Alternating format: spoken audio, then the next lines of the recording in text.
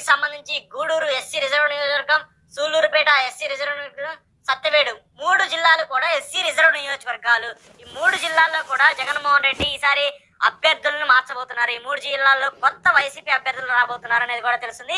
ఇక మరోవైపు చిత్తూరు జిల్లాకి సంబంధించి కూడా ఇక్కడ కూడా సేమ్ 3 జిల్లాల్లో జగన్మోహన్ రెడ్డి అభ్యర్థులు మార్చబోతున్నట్టు తెలుస్తుంది. ఈ 3 నియోజకవర్గాల్లో రాజంపేటకి సంబంధించి మదనపల్లె, తంబాలపల్లి అలాగే రాజంపేట ఈ 3 నియోజకవర్గాల్లో కూడా జగన్మోహన్ రెడ్డి అభ్యర్థులు మార్చబోతున్నారు. ఆ కడప జిల్లాకు సంబంధించి చూసుకుంటే జమ్మలగూడెం ఒకటి, కమలాపురం ఒకటి ఈ 2 నియోజకవర్గాల్లో జగన్మోహన్ రెడ్డి అభ్యర్థులు మార్చబోతున్నారు. ఈ కర్నూలుకు సంబంధించి కూడా ఒకసారి చూసుకుంటే మాత్రము కోడుమూరు ఎస్సీ రిజర్వ్ నియోజకవర్గం ఇక్కడ కూడా అభ్యర్థిని మార్చబోతున్నట్టు తెలిసింది. అలాగే కర్నూలుకు సంబంధించి కర్నూలు సిటీకి సంబంధించి కూడా ఒక అభ్యర్థిని మార్చబోతున్నట్టు తెలిసింది. అలాగే మరోవైపు ఎమ్మింగనూరు అలాగే పత్తికొండ, ఆలూరు సో ఈ 5 నియోజకవర్గాల్లో కూడా జగన్మోహన్ రెడ్డి అభ్యర్థులు మార్చబోతున్నారు. నందికొట్కూరు అది కూడా ఎస్సీ రిజర్వ్ నియోజకవర్గం, కొత్త అభ్యర్థిని తీసుకొచ్చి జగన్మోహన్ రెడ్డి అక్కడ పెట్టాలని చెప్పేసి కూడా భావిస్తున్నట్టు తెలిసింది.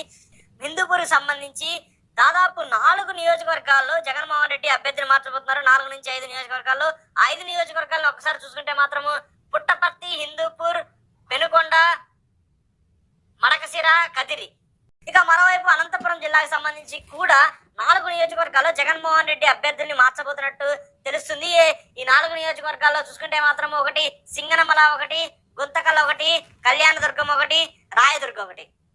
సో ఈ 4 నియోజకవర్గాల్లో కూడా జగన్మోహన్ రెడ్డి ఈసారి కొత్త ముఖాలను తీసుకురాబోతున్నారు. కొత్త ఇన్ఛార్జీలు నియమించి ఖచ్చితంగా ఇక్కడ గెలిచే వాళ్ళకే అవకాశం ఇవ్వాలని చెప్పేసి జగన్మోహన్ రెడ్డి